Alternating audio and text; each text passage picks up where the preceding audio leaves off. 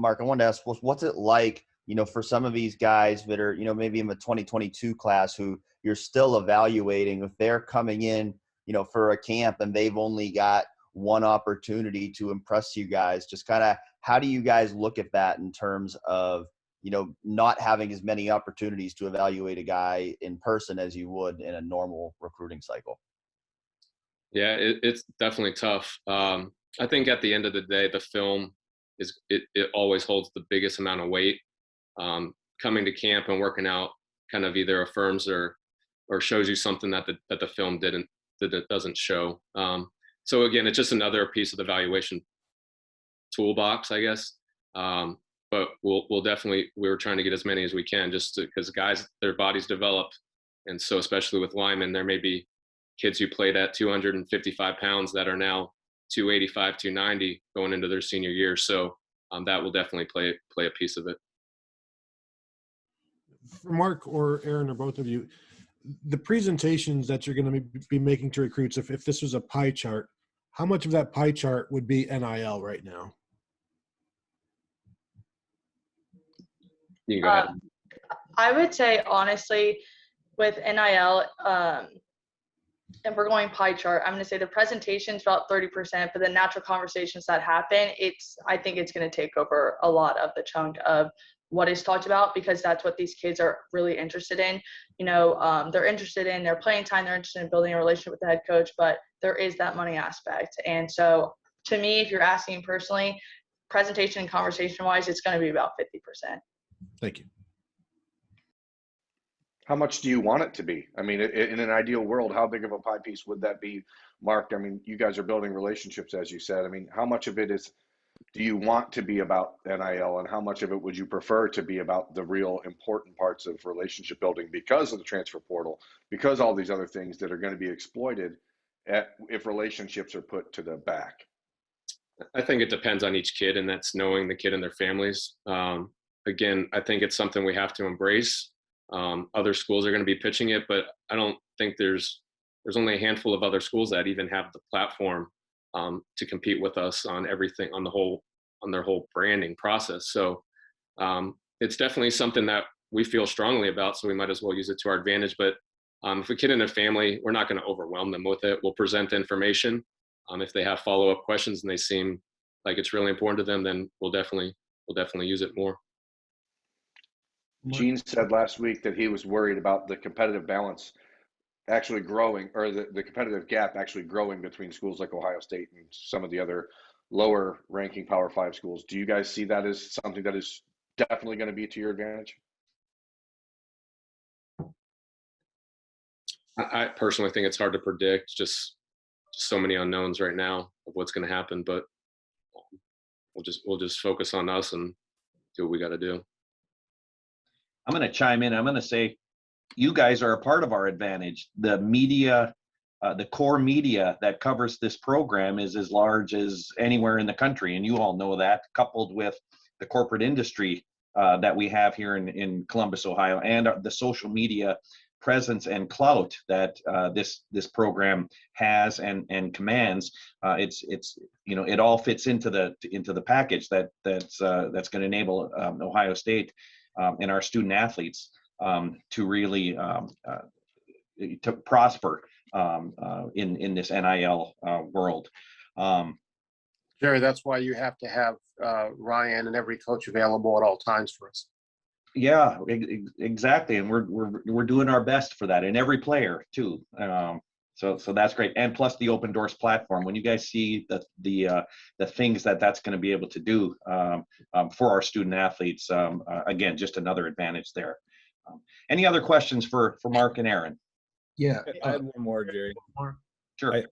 Mark, I came on a few minutes late, so if you address this, I apologize. But you mentioned these June visits. It might be the last time you get some of these kids on campus before December. How much does this change either the calendar or what you present or what the visit actually looks like? Are you going to condense it into a bigger presentation? Are you going to try to spread visits out with certain prospects? How does it change this month for you guys? It doesn't change anything. It's just we have to hit a home run while we have them here, because we're not sure if it's going to be the one and only time we have. So we just have to assume that it is, and and just hit it out of the park with them and just show all the facts why we think this place is the best place for them. Mark, when you talked earlier about being able to roll out the red carpet because it's a June visit rather than a game day visit, do you guys kind of prefer for those guys to come in the summer rather than game days? Because there's obviously nothing like game days, but at the same time, you guys have a little bit more time to get to know these guys on a personal level and in person, and really spend time with them. So what are your thoughts on some of these guys coming in June rather than waiting till these game day visits? My philosophy personally is the more time the coaches and players can spend around the prospects, the better. Game day visits are so hectic with these kids playing on Friday night, getting home late, getting the first flight out Saturday morning, getting here. Coaches are worried about preparing for the game, worried about their players. And then after coaches not seeing their families for the entire week because of game planning, is just very limited on the amount of time. You just don't have time with these kids. And then Sunday, they're getting ready for the next game. So to me, the more time the coaches can spend around these kids, not leave their side, and really develop that relationship, right? Either if it's during the summer or after the season, I think we've had the most success in those instances. If these kids are going for game visits, they're probably going a lot of these schools they're visiting have really impressive home games because they're going to pick the biggest games to go see. So with all being equal, the game day experience, I don't think trumps the relationship with our players and coaches. Hey, for either Mark or Erin, I'm just wondering with recruiting being this way, being virtual for so long, are there a little bit of nerves that come with the excitement like June 1's right around the corner. We've been doing this away for such a long time. Do you almost have to brush up on the people skills? I mean, I know you guys have seen coworkers and everything, but doing it with the ones you're trying to recruit now. As Mark mentioned before, Coach Day is heavily involved and he wants to visit a certain way, which I think is great. And because we've been out of recruiting, we've done staff activities where it's okay, everyone knows, the tour of the Woody. And especially for someone like me who just started, and as Mark mentioned, we have new creative staff too.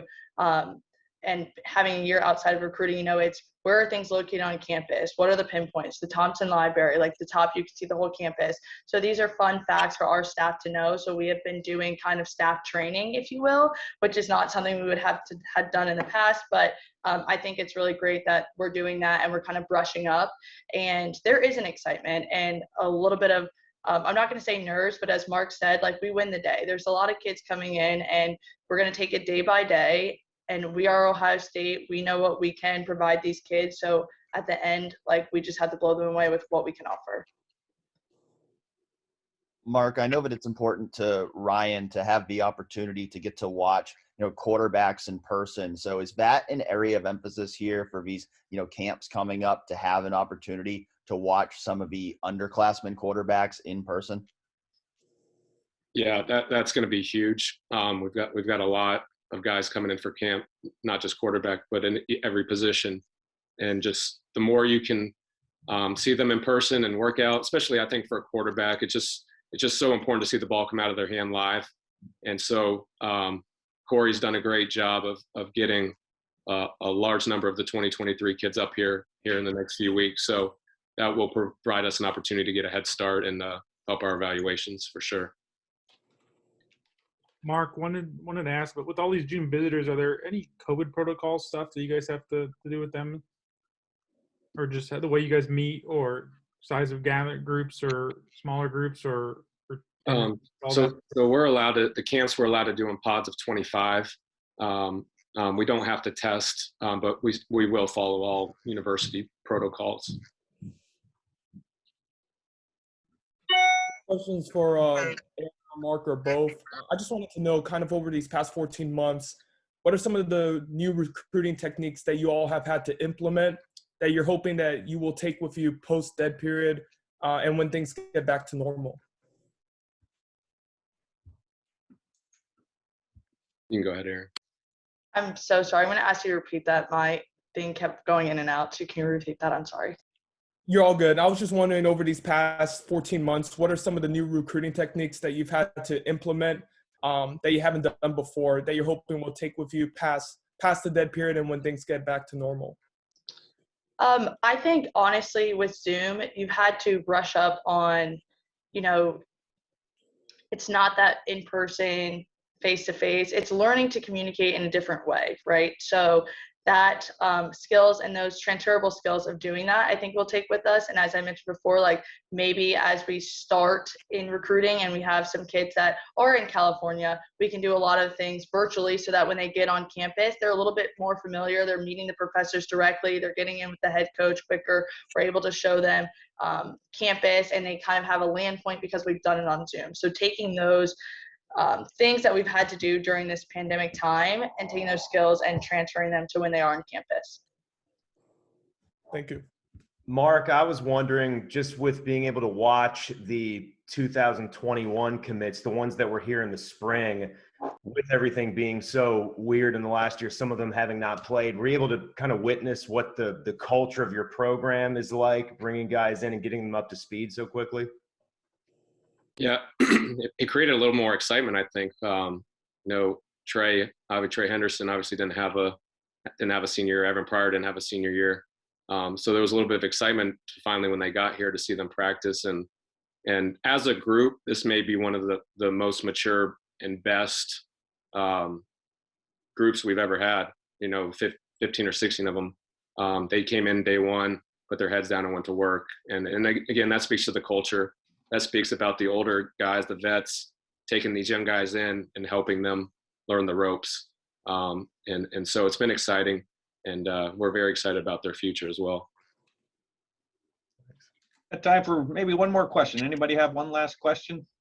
Yeah, Mark, you're talking about the 2022 and 23 class so much, but the reality of the situation is the 2021 class still isn't wrapped up entirely. How important is it to finish June and finish the 2021 class with a big bang, I guess?